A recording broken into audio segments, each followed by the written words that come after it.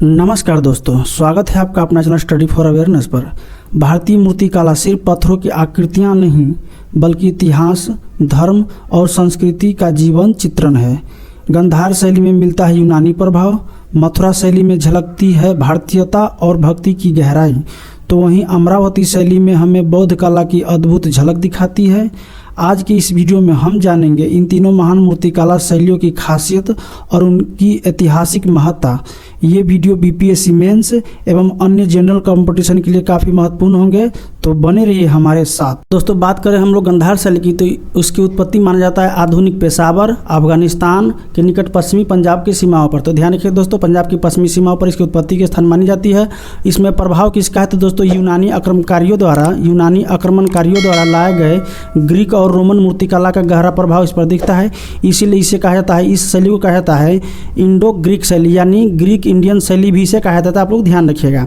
समय और अवधि की बात की जाए तो दोस्तों 50 ईसा पूर्व से लेकर के 500 ईस्वी तक इसके प्रभाव रहे और ये इसी बीच में अपने चरमोत्कर्ष पर थे। इसकी विशेषता की बात की जाए तो प्रारंभिक शैली में नीले धूसर बलुआ पत्थर का प्रयोग किया गया था, वहीं उत्तरवर्ती शैली में मिट्टी और प्लास्टर का प्रयोग भी किया गया था, तो ये भी ध्यान रखिएगा। बुद्ध और बोधिसत्व की मूर्तियाँ ग्रीक रोमन देवताओं पर आधारित बने हुए हैं। कई मूर्तियाँ अपोलो की प्रतिमाओं से मिलती जुलती हैं। उदाहरण की बात की जाए तो ये आपका देख सकते हैं, यहाँ पर गंधार शैली की मूर्ति है। आप लोग इसे देख करके अंदाजा लगा सकते हैं कि किस टाइप के गंधार शैली की मूर्तियाँ बनती थी पहले। दोस्तों, आगे हम लोग बात करेंगे मथुरा शैली के बारे में। तो इसकी उत्पत्ति मानी जाती है कि यमुना नदी के किनारे पहली और दूसरी शताब्दी ईसा पूर्व के बीच में इसकी उत्पत्ति हुई थी।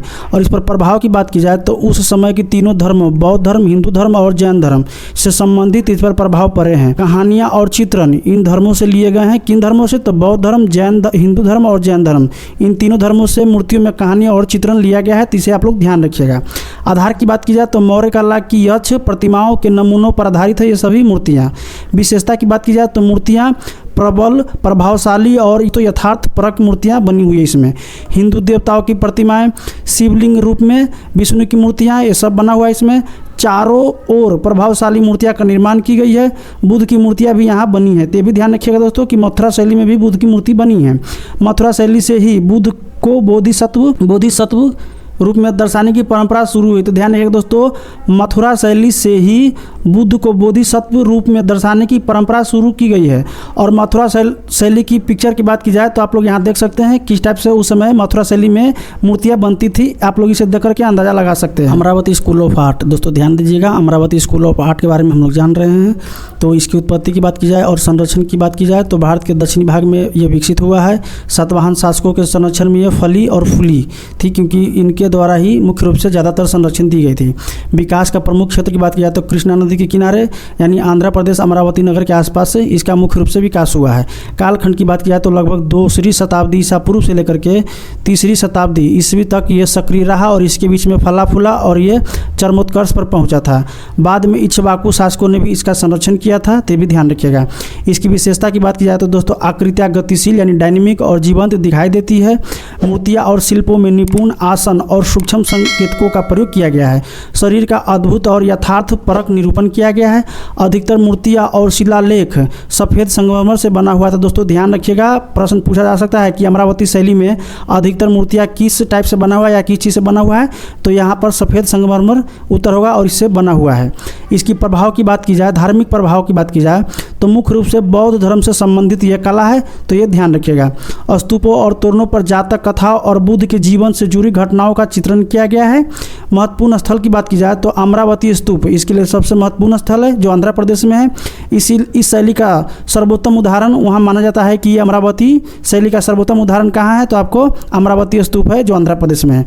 यहाँ के शिल्पों में बौद्ध धर्म की महायान परंपरा का प्रभाव सबसे अधिक दिखता है। तो दोस्तों ध्यान रखिएगा दोस्तों, ये बौद्ध धर्म के महायान परंपरा से संबंधित ये कला विशेष है। साथियों, गंधार कला, मथुरा कला और अमरावती कला यानी तीनों शैलियों के बीच क्या अंतर है और क्या समानता है वो इस चार्ट में हम लोग देख लेते हैं, क्योंकि एग्जाम की दृष्टि से ये चार्ट काफ़ी महत्वपूर्ण होंगे, तो आप लोग इसे जरूर देखिएगा। इसके आधार की बात की जाए क्या मूल क्या है इसका डिफ्रेंसिएशन का, तो बाहरी प्रभाव यानी बाहरी प्रभाव के आधार पर यूनानी यूनानी या हेलेनिस्टिक मूर्ति कला का भारी प्रभाव, अतः इसे भारतीय यूनानी कला के रूप में जाना जाता है। यानी यूनानी प्रभाव गांधार शैली पर काफ़ी पड़ा हुआ है, तो ये ध्यान रखिएगा। वही मथुरा शैली की बात की जाए तो यह शैली स्वतः रूप से विकसित हुई और बाह्य संस्कृति से प्रभावित नहीं हुई थी। तो मथुरा शैली पूरी तरह से भारतीय कला है और शुद्ध रूप से इसे बाहरी प्रभाव नहीं पड़ा है। अमरावती शैली की बात की जाए तो यह शैली भी स्वतः रूप से विकसित हुई है और बाह्य संस्कृति से प्रभावित नहीं हुई है। आगे हम देख लेते हैं सामग्री के आधार पर, यानी किस सामग्री से बना हुआ है तीनों मूर्ति कला में क्या क्या प्रयोग होता है। तो प्रारंभिक गांधार शैली में नीले धूसर बलुआ पत्थर का प्रयोग किया जाता था, जबकि बाद की अवधि में मिट्टी और प्लास्टर के उपयोग की साक्षी भी बनी है। यानी बाद में मिट्टी और प्लास्टर के प्रयोग भी किया गया है। तो ये आपको हो गया गांधार शैली में। अब हम देखते हैं मथुरा शैली की। तो मूर्तियाँ चित्तर पत्थर या बलुआ पत्थर से बना था, यानी चित्तेदार पत्थर से या फिर बलुआ पत्थर से बनता था। इसके उपयोग करके बनाई जाती थी किसके, तो यानी चित्तदार पत्थर और बलुआ पत्थर के प्रयोग करके आपका मथुरा शैली के चित्र बनाए जाते थे या फिर मूर्तियाँ बनाई जाती थी।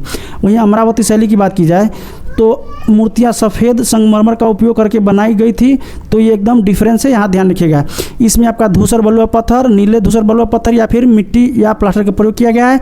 वहीं पर आपका ये चित्तेदार पत्थर या बलुआ पत्थर का प्रयोग किया गया है। वहीं आगे सफ़ेद, इसमें देखें हम लोग अमरावती में तो सफ़ेद संगमरमर पत्थर का प्रयोग किया गया है। धार्मिक प्रभाव की बात की जाए, यहाँ पर धार्मिक प्रभाव इसकी बात की जाए कि किस धर्म का प्रभाव किस किस शैली पर पड़ा हुआ है, तो हम लोग देख लेते हैं पहले गांधार शैली का। पहले गांधार शैली के बारे में जानेंगे। तो दोस्तों ग्रीको रोमन देवताओं की मूर्तियों से प्रभावित मुख्य रूप से बौद्ध चित्रकला के रूप में दर्शाया गया है। ध्यान रखिए दोस्तों, जो गांधार शैली है इसमें मुख्य रूप से बौद्ध जो चित्रकला बौद्ध कला है उस पर ग्रीको रोमन प्रभाव पड़ा हुआ था, ध्यान रखिएगा। यहाँ पर आपके मथुरा शैली है। तो दोस्तों उस समय के तीनों धर्मों यानी बौद्ध जैन हिंदू तीनों धर्मों का प्रभाव इस शैली पर पड़ा हुआ है, तो ये ध्यान रखिएगा, कई बार प्रश्न में बनता है। और वहीं अमरावती शैली की बात की जाए तो मुख्य रूप से बौद्ध प्रभाव इस पर बहुत ज़्यादा पड़ा, क्योंकि मुख्य रूप से बौद्ध अमरावती शैली को मुख्य रूप से बौद्ध के लिए ही विकसित किया गया था और बौद्ध धर्म का प्रभाव मुख्य रूप से पर है। आगे हम देखेंगे दोस्तों संरक्षण। तो किस किस शैली या किस किस कला शैली के संरक्षण किसके काल में सबसे अधिक था। तो दोस्तों कुषाण शासकों द्वारा गांधार शैली का संरक्षण किया गया था। वहीं आपका मथुरा शैली का संरक्षण की बात की जाए तो यहाँ पर भी कुषाण शासकों ने ही बढ़ चढ़ करके हिस्सा लिया था, यानी मथुरा शैली का भी संरक्षण आपका कुषाण शासकों ने किया था। वहीं आपका अमरावती शैली की बात की जाए तो आंध्र सातवाहन शासकों द्वारा इसका संरक्षण मुख्य रूप से किया गया था, तो ध्यान रखिएगा। वहीं विकास क्षेत्र की बात की जाए यानी सबसे अधिक किस क्षेत्र में विकसित हुई है यह कला, तो दोस्तों उत्तर पश्चिम सीमांत यानी आधुनिक गांधार क्षेत्र में इसका मुख्य रूप से विकास हुआ है। किसका, तो गांधार शैली का। वहीं आपका मथुरा शैली की बात की जाए तो दोस्तों यह मथुरा आपका सौच और कंकल टीला में मुख्य रूप से या इसके आसपास मुख्य रूप से विकसित हुई है। अधिकतर समझिए तो आपका मथुरा जो क्षेत्र मथुरा का आसपास क्षेत्र उस क्षेत्र में मथुरा शैली का विकास हुआ है, ध्यान रखिएगा।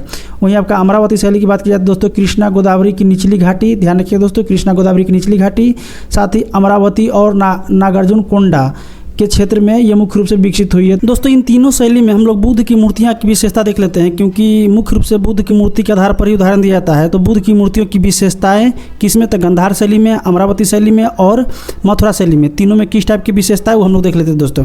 तो बात की जाए गांधार शैली में तो लहराते बालों के साथ बुद्ध को आध्यात्मिक मुद्रा में दिखाया गया है। गांधार शैली में उन्होंने बहुत कम आभूषण धारण किए हुए और यौगिक मुद्रा में बैठे हैं। आंखें आधी बंद है जैसे कि ध्यान मुद्रा में हो। सिर पर उभार या जटा को दिखाया गया है। यह बुद्ध की सर्वज्ञता को दर्शाता है। तो ध्यान रखिए दोस्तों गांधार शैली में बुद्ध की सर्वज्ञता को दर्शाता है। बात की जाए मथुरा शैली में तो बुद्ध को मुस्कुराते चेहरे के साथ प्रसन्न चित्त दिखाया गया है। वे तंग कपड़े पहने हुए, वहीं शरीर आपका ठष्ट पुष्ट यानी हष्ट पुष्ट है। चेहरा गोल और सिर मुंडा हुआ है। बुद्ध विभिन्न मुद्राओं में पद्मासन में बैठे हैं। उनका चेहरा विनीत भाव दर्शाता है। सिर पर वैसा ही उभार है, जटा दिखाया गया है। तो ध्यान रखिए दोस्तों सिर पर वैसा ही उभार या जटा दिखाई गई है जैसा कि इसमें है, तो ध्यान रखिएगा।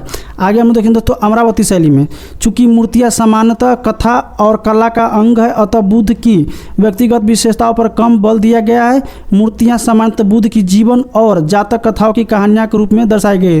तो दोस्तों यहाँ पर इस शैली में अमरावती अमरावती शैली में बुद्ध की व्यक्तिगत मूर्तियाँ कम बनाई गई, जबकि इनके जो शिक्षा है उस पर अधिकतर मूर्तियाँ बनाई गई है। आगे हम लोग देखेंगे दोस्तों तीनों मूर्तियाँ के बारे में। तो दोस्तों आपका है गंधार शैली में मूर्तियाँ किस टाइप से बनाई गई, तो आप देख सकते हैं यहाँ पर यह गंधार शैली की मूर्ति है।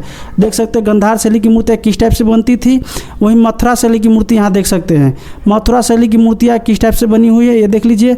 जबकि अमरावती शैली में ये मूर्ति बनी हुई है। तो तीनों कला और तीनों शैली की मूर्तियाँ मैंने आपको दिखाया, आप लोग इसे खुद अंतर कर सकते हैं और पहचान सकते हैं। दोस्तों ये रहा यूनानी शैली, और इसके सहयोग से ही भारत में गंधार शैली का विकास हुआ है। तो इसे हम लोग इसे भी देख ही लेते हैं।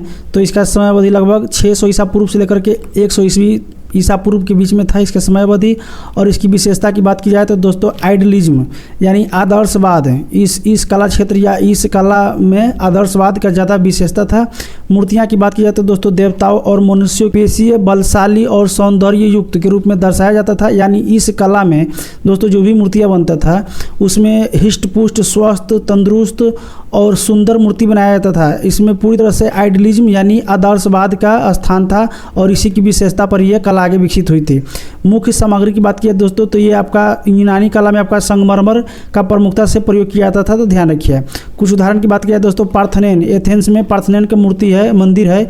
तो ये इसके लिए काफ़ी फेमस है, विश्व प्रसिद्ध है।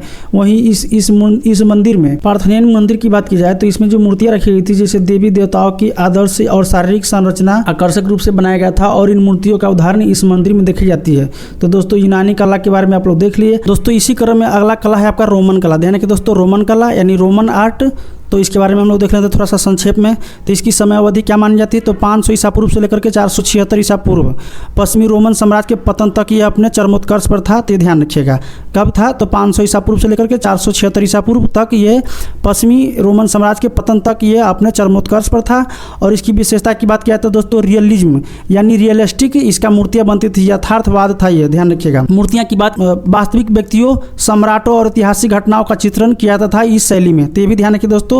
आगे में देखें तो चेहरों की झुर्रियाँ उम्र भाव आदि का यथार्थ रूप में दर्शाया जाता था। तो ये भी ध्यान रखिएगा दोस्तों चेहरों की झुर्रियाँ उम्र भाव आदि को यथार्थ रूप में दर्शाया जाता था इस कला में। सामग्री की बात की जाए दोस्तों कंक्रीट और संगमरमर दोनों का प्रयोग किया गया है इस कला शैली में। उदाहरण की बात की जाए तो कहाँ उदाहरण देखने को मिलता है दोस्तों सीजर और अगस्टस की मूर्तियाँ यानी सीजर और अगस्टस की प्रतिमाएँ इसका उदाहरण है, बहुत अच्छा उदाहरण है। और वहीं कोलोसियम की कलाकृतियाँ भी इसका उदाहरण है क्योंकि कोलोसियम का कलाकृति अभी भी देखने को मिलता है जो बहुत विश्व फेमस है ये। रोमन वॉल पेंटिंग यानी भित्ति चित्र और पंपई नगर में प्रसिद्ध कलाकृतियाँ इस कला के महत्वपूर्ण उपलब्धि है। दोस्तों मुझे उम्मीद है कि आपको ये वीडियो पसंद आया होगा और आप लोग इस वीडियो से कुछ न कुछ सीखे होंगे। तो अगर आप लोग इस चैनल पर नए हैं तो प्लीज़ इसे ज़रूर सब्सक्राइब कीजिएगा और इस वीडियो को लाइक एंड शेयर कर दीजिएगा। धन्यवाद।